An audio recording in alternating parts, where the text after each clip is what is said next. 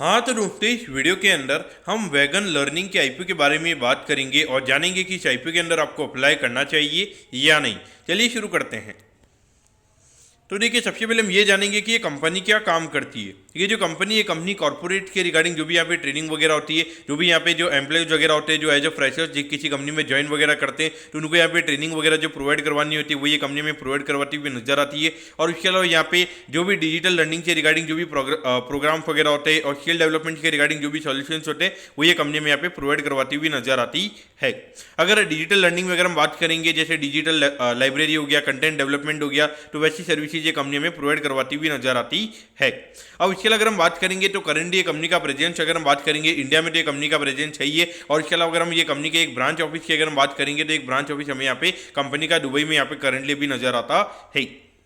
अब अगर इसके अलावा यहाँ पे कंपनी के टोटल नंबर ऑफ एम्प्लॉइज की अगर हम बात करेंगे तो अराउंड 77 एम्प्लॉइज हमें यहाँ पे ये कंपनी के अंदर काम करते हुए नजर आते हैं, जो कि नंबर अगर हम देखेंगे काफी अच्छा नंबर हमारे पास में यहाँ पे अवेलेबल। और कहीं ना कहीं देखा जाए तो मेन यहाँ पे जो कंपनी के एसेट की अगर हम बात करेंगे तो ह्यूमन कैपिटल ही हमें यहाँ पे कंपनी का एसेट यहाँ पे नजर आता है। वो यहाँ पे ज्यादा जो फिक्स कैपिटल होता है, यानी कि जो बड़ी बड़ी बिल्डिंग्स वगैरह होती है,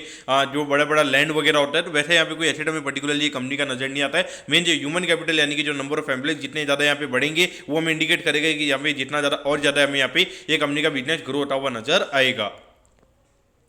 अब अगर हम यहाँ पे आईपीओ के ऑब्जेक्टिव के बारे में अगर हम बात करेंगे, यानी कि जो आईपीओ से कंपनी को पैसा मिलने वाला है उसकी कंपनी कैसे यूटिलाइज करने वाली है, तो देखिए लगभग 7.5 करोड़ रुपए यहाँ पे कंपनी हमें यहाँ पे वर्किंग कैपिटल के लिए हमें यहाँ पे यूज करती हुई नजर आएगी। और बाकी 4.5 करोड़ की अगर हम बात करेंगे तो ये पैसा कंपनी यहाँ पे अपने डेट को रीपे करने के लिए हमें यहाँ पे यूज करती हुई नजर आएगी। तो देखिए 4.5 करोड़ के हिसाब से अगर हम बात करेंगे तो ऑलमोस्ट अगर हम पोस्ट टैक्स अगर हम बात करेंगे तो अराउंड 35 लाख हमें यहाँ पे शॉर्ट टर्म में जो कंपनी की प्रॉफिटेबिलिटी वो हमें यहाँ पे बढ़ती हुई नजर आ सकती है। और एक बार के लिए अगर कंपनी का डेट का नंबर भी अगर अच्छा खासा कम हो जाएगा, उसके बाद 5 से 6 महीने में अगर ये कंपनी को और अगर डेट कैपिटल की रिक्वायरमेंट रहेगी, वहां पे ये कंपनी और हमें डेट रेज करती हुई नजर आ सकती है, क्योंकि वहां पे इजीली डेट अवेलेबल हो जाएगा, क्योंकि अगर ज्यादा डेट अगर कंपनी के बुक्स में नहीं होगा तो।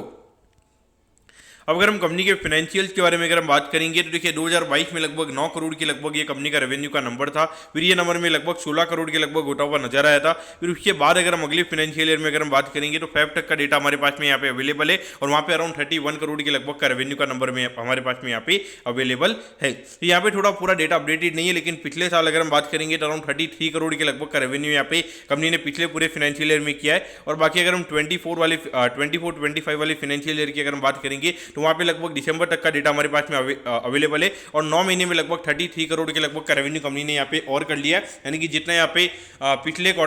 जो फाइनेंशियल ईयर 23-24 वाला, वहाँ पे जो पूरे साल में जो कंपनी ने रेवेन्यू किया था वो यहाँ पे कंपनी ने 9 महीने में उस रेवेन्यू को यहाँ पे पूरा कर दिया है। तो अगर हम देखेंगे तो यहाँ पे लगभग 5.5 करोड़ की लगभग कंपनी की प्रॉफिटेबिलिटी हमें यहाँ पे नजर आती है। तो ये साल लगभग मुझे लगता है कि लगभग 7-7.5 करोड़ के लगभग का प्रॉफिट का नंबर हमें यहाँ पे ये कंपनी का होता हुआ नजर आ सकता है। तो नंबर वाइज अगर हम बात करेंगे तो कहीं ना कहीं जो कंपनी के ग्रोथ के नंबर से वो यहाँ पे अच्छे नजर आते हैं। और अभी थोड़ा बहुत अगर ये कंपनी डेट को भी रीपे करेगी तो वहाँ पे एक अच्छा थोड़ा शॉर्ट टर्म में यहाँ पे प्रॉफिटेबिलिटी को हमें यहाँ पे बूस्ट मिलता हुआ नजर आ सकता है। अब अगर हम आईपीओ की डिटेल्स के बारे में अगर हम बात करेंगे तो देखिए 2 मई को ये आईपीओ में स्टार्ट होता हुआ नजर आएगा और 6 मई को ये आईपीओ में क्लोज होता हुआ नजर आएगा। अगर हम प्राइस बैंड के बारे में अगर हम बात करेंगे तो 82 के कट ऑफ प्राइस पे कंपनी में शेयर देती हुई नजर आ रही है, और लगभग 1600 शेयर का लॉट शेयर में यहाँ पे कंपनी का नजर आता है। तो अराउंड 1,31,000 रुपीज यहाँ पर आपको एक लॉट को अप्लाई करने के लिए लगने वाली है। अगर हम इश्यू की अगर हम बात करेंगे अराउंड 38 लाख के लगभग आईपीओ का इश्यू हमें यहाँ पे नजर आता है, जिसमें से अगर हम बात करेंगे अराउंड 25 करोड़ हमें यहाँ पे कंपनी के पास में जाते हुए नजर आएंगे, और बाकी 13 करोड़ की अगर हम बात करेंगे तो ये पैसा कंपनी के प्रमोटर्स के पास में यहाँ पे जाता हुआ नजर आएगा। अगर हम लिस्टिंग की अगर हम बात करेंगे तो बीएससी के एसएम प्लेटफॉर्म पे ये कंपनी में लिस्ट होती हुई नजर आएगी। लेकिन यहाँ पर अगर हम देखेंगे एक नेगेटिव पार्ट ये कि यहाँ पे क्यूआईबी कोटा की अगर हम बात करेंगे तो वो लगभग 11% के लगभग कई क्यूआईबी कोटा में यहाँ पे नजर आता है, यानी कि लगभग 38 करोड़ के लगभग का अगर आईपीओ है वहाँ पे लगभग 4 करोड़ के लगभग के जो शेयर वही हमें यहाँ पे क्यूआईबी के पास में जाते हुए नजर आएंगे। लेकिन अगर हम रिटेल कोटा की अगर हम बात करेंगे तो वो कोटा में अराउंड 50% लगभग यहाँ पे नजर आता है, यानी कि लगभग 38 में से अराउंड 19 करोड़ के जो शेयर वो यहाँ पे पब्लिक के पास में जाते हुए नजर आएंगे, जो कहीं ना कहीं देखा जाए बहुत बड़ा नेगेटिव पॉइंट पर्टिकुलरली हमें यहाँ पे नजर आता है।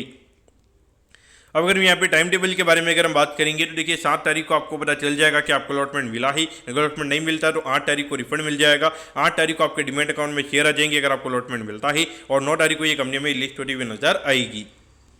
अब अगर हम यहाँ पे कंपनी के वैल्यूएशन के पैरामीटर्स की अगर हम बात करेंगे तो देखिए अराउंड 128 करोड़ के मार्केट कैप पे ये कंपनी का आईपीओ में आता हुआ नजर आ रहा है। तो ये साल अगर 7-7.5 करोड़ की लगभग की कमाई अगर ये कंपनी की होती है तो वहाँ पे लगभग 17-18 टाइम्स के पी रेशियो पे ये कंपनी का आईपीओ में आता हुआ नजर आ रहा है। तो वैल्यूएशन वाइज अगर हम बात करेंगे जिस तरीके से ये कंपनी ग्रो कर रही है तो वहाँ पे डेफिनेटली वैल्यूएशन वाइज इतना ज्यादा कोई कॉस्टली में यहाँ पे पर्टिकुलरली कंपनी का वैल्यूएशन यहाँ पे नजर नहीं आता है। लेकिन दिक्कत यहाँ पे ये कि यहाँ पे ये कंपनी का ऑलमोस्ट 38 करोड़ के लगभग का ये कंपनी का आईपीओ, जब ये कंपनी आईपीओ लेकर आ रही होगी वहाँ पे बड़े बड़े क्यूआईबी से कंपनी की बात हुई होगी, लेकिन वहाँ पे कहीं ना कहीं क्यूआईबी की तरफ से यहाँ पे इंटरेस्ट कंपनी को नहीं मिला है। इसीलिए यहाँ पे जो रिटेल कोटा है वो करंटली हमें अराउंड 50% के लगभग यहाँ पे नजर आता है और क्यूआईबी कोटा में यहाँ पे 11% के यहाँ पे नजर आता है।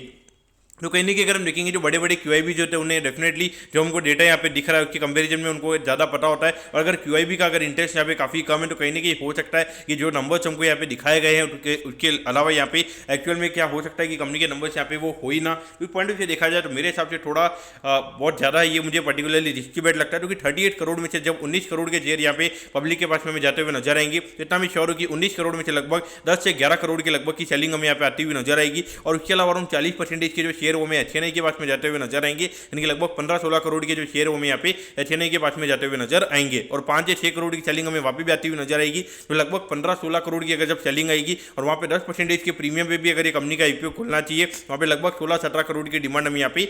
होनी चाहिए, तभी आईपीओ में ऊपर खुलता हुआ नजर आएगा। और देखिए बिना क्यूआईबी के यहाँ पे 16-17 करोड़ की डिमांड मेरे हिसाब से कहाँ से आएगी, ये सोचने वाली बात रहेगी। तो मेरे हिसाब से देखा जाए